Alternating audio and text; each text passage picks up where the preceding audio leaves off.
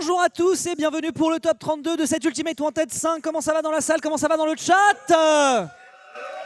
Ils sont plutôt chauds ici, les Ils sont électriques. Holo Bastion, on change un petit peu des règles ici. On sait que les Link adorent utiliser cette plateforme pour mixer leurs approches avec les neutral B et les side B, les reverse d'inertie. On sait que Pac-Man peut aussi poser une Nightbrand qui pose moins de problème au centre du terrain puisqu'elle peut être évitée grâce au double étage. Également. On risque de voir un jeu beaucoup corner côté TI, ça peut faire les affaires de Super Semi comme offrir des situations de reversal pour TI. Il va falloir être méfiant côté néerlandais, il va falloir ne pas tomber dans les pièges. Et malheureusement, le setup 143 du dossier 1224 d'Estive ne sera pas celui qui sera la bonne réponse. Non, Spectral il le connaissait celui-là, il l'a étudié. Oh, on était bloqué sur la plateforme, enfin justement sur le bloc et non pas sur la plateforme. Ici côté Spectral, la dash attack aurait pu être punie de la part de Susu. Heureusement, on n'avait pas non plus compris que le joueur était dans cette situation très spécifique à Steve. Et sur cette map en plus, par contre, niveau ressources environnement qui est ici le Zer de Spectral qui gêne un maximum la prise de ressources de Susu.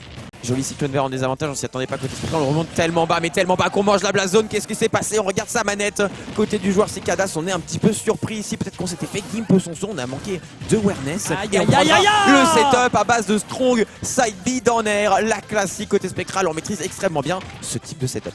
Pas de mise, c'est vrai que c'est surprenant quand tu vois Ryu qui rentre dans la range de Luigi, tu vas te dire ah mais c'est lui le personnage de jeu de combat, peut-être que ça va être compliqué pour lui. Pas du tout, Luigi qui peut répondre avec les options de Fou Furieux. Attention, ici on trouvait les late frames du upper qui aurait pu connecter dans ce back air et mettre dans une situation compliquée, mais c'est vrai que voilà, on le voyait respirer tout à l'heure, on pouvait se dire attention, peut-être que ici on prend un peu la pression côté Real, mais en fait pas du tout, on est juste prêt pour le joueur français qui n'a pas peur de commit ses options ici afin de récupérer les kills très early. Ah, la couverture honneur était bien pensée ici, malheureusement Tiki n'a pas tech, on arrivait un tout petit poil en retard pour se passer mis. Setup ici avec le side B pour essayer de récupérer T sur un forward. Par contre on est copra du backer en punition. Attention, c'est compliqué de revenir, la clé qui a été consommée.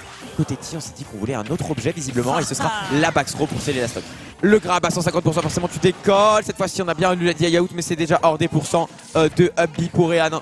Ah, il prend pas le risque. Non mais je comprends, il prend pas le risque. Il peut juste parler ici, c'était trop haut malheureusement. Spectral 140%, ça semble compliqué même sans rage. Le cyclone cancel, mais c'est quoi cette lucidité? La lucidité du joueur qui était en train de spammer son bouton B. Je crois que dans la mêlée on a réussi à input un B volontaire ou pas, l'avenir nous le dira.